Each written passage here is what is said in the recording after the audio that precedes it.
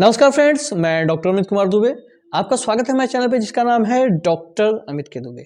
आज हम बात करेंगे कि ओरस सबम्यूकस फाइब्रोसिस के एडवांस स्टेज में क्या क्या होता है और ग्रेड 4 एडवांस स्टेज होती है। इसके बाद अगर ग्रेड 5 हो जाती है तो उसमें भी क्या क्या चेंजेस आते रहते हैं, क्योंकि बहुत सारी चीज़ें ऐसी होती हैं कि माउथ ओपनिंग कम होती रहती है और पेशेंट उसको इग्नोर करता रहता है। तो आज की यही सब टॉपिक पे हम बात करेंगे। वीडियो पसंद आएगा तो लाइक से सब्सक्राइब कीजिएगा और जिनको जरूरत होगी उनको इस वीडियो को जरूर पहुंचाइएगा। जैसे कि आपको पता है कि ओरस सबम्यूकस फाइब्रोसिस बहुत ज़्यादा पान तंबाकू गुटखा सुरती सुपारी खाने से होता है।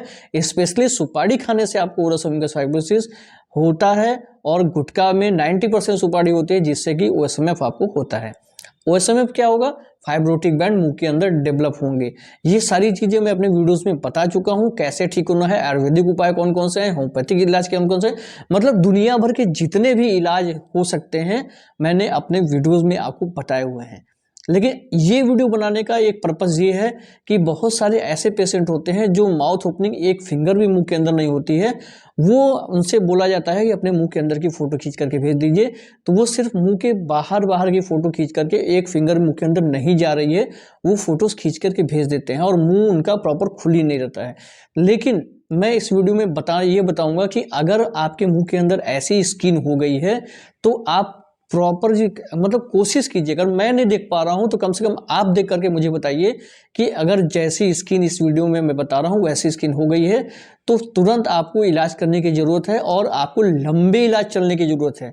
तो उसके अंदर मुंह के अंदर की जो स्किन होती है ना, वैसे तो नॉर्मली आपका सॉफ्ट जो पैलेट होता है सॉफ्ट होता है और जो गाल अंदर से होते हैं ये दोनों लचीले होते हैं।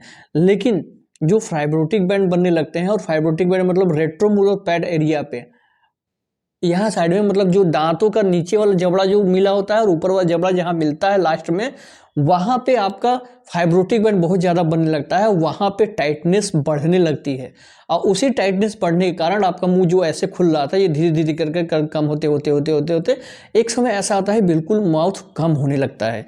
और माउथ कम ओपनिंग होने लगेगा तो आप दांत पे दांत थोड़ा सा बैठे रहेंगे और फिर आप कुछ भी खाने में असमर्थ हो जाएंगे।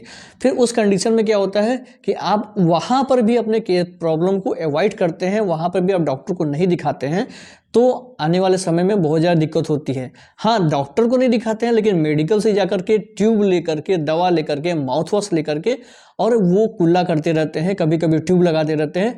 तो उस कंडीशन में ऐसा होता है कि आपके जगह जगह पे पूरा पूरा रेड रेड जगह जगह पे हो जाएगा और कभी कभी तो ऐसा होता है वहाँ से चमड़ी निकलने लगती है और वहाँ पे घाव भी बनने लगता है। ऐसी चीज़ें होती हैं अगर आप ऑइंटमेंट बिना किसी डॉक्टर की सलाह के लगा रहे हैं और अपने मन से बिल्कुल दवाएं पे दवाएं खाए जा रहे हैं तो, और माउथ वॉश कर रहे हैं। इस केसेस में माउथ वॉश बिल्कुल भी अवॉइड करना होता है, क्योंकि माउथ वॉश आपको बिल्कुल आपके मुंह के अंदर ऑलरेडी सलाइवा कम बनता है, क्योंकि आपकी वेसिकल फॉर्मेशन आपकी सैलिवरी ग्लैंड पे भी असर डालते हैं। मुंह के अंदर जो पूरा वाइट वाइट हो रखा है, पूरा सूखा सूखा हो रखा है, सूखा होने का रीजन भी यही होता है कि मुंह के अंदर जब आपके फाइब्रोटिक बैंड बनते हैं तो जो सैलिवरी ग्लैंड की ओपनिंग होती है उसको भी प्रभावित करते हैं और वो प्रभावित होती है तो आपके सलाइवा फॉर्मेशन कम हो जाएगा और मुंह में सलाइवा नहीं बनेगा तो फिर धीरे धीरे करके आपका मुंह सूखा सूखा सा महसूस होगा, मुंह सूखेगा। तो इस कंडीशन को में आपका मुंह सूखने लगेगा, आपके जो वाइटनेस है ज़्यादा होने लगेगी, वहाँ पे जगह जगह पे घाव बनने लगेगा, अल्सरेशन फॉर्मेशन होने लगेगी।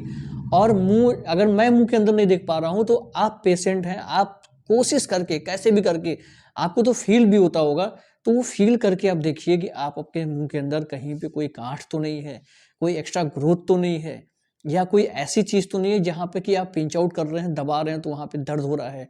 ये सारी चीज़ें आप अपने से डायग्नोस कीजिए। अगर हम नहीं देख पा रहे हैं, हमारे पास आप नहीं आ पा रहे हैं, तो ऑनलाइन इस चीज़ को हमको बताइए, क्योंकि मुंह के अंदर बाहर की फ़ोटो आप भेज देते हैं, बाहर से मैं देख करके उसके बाद आपको दवा तो प्रॉपर चला सकता हूँ, लेकिन जो एक अच्छे से डायग्नोस है, अच्छे से ट्रीटमेंट है, वो करना मुश्किल हो जाता है। इसलिए प्रॉपर आप अपने मुंह का फ़ोटो अंदर से भेजिए और फ़ोटो देख करके, उसकी स्किन देख करके, वहाँ के चेंजेस देख करके हम आपको ठीक करने की 101 पूरी कोशिश करेंगे और आपको ठीक भी करेंगे। एडवांस स्टेज में क्या क्या चीज़ें होती हैं याद रखिएगा। एडवांस स्टेज में आपका माउथ ओपनिंग एक फिंगर से भी कम हो जाता है आपके फाइब्रोटिक बैंड बहुत ज़्यादा डेवलप होने लगते हैं, जिसमें कि पूरा अंदर का स्किन वाइट हो जाएगा।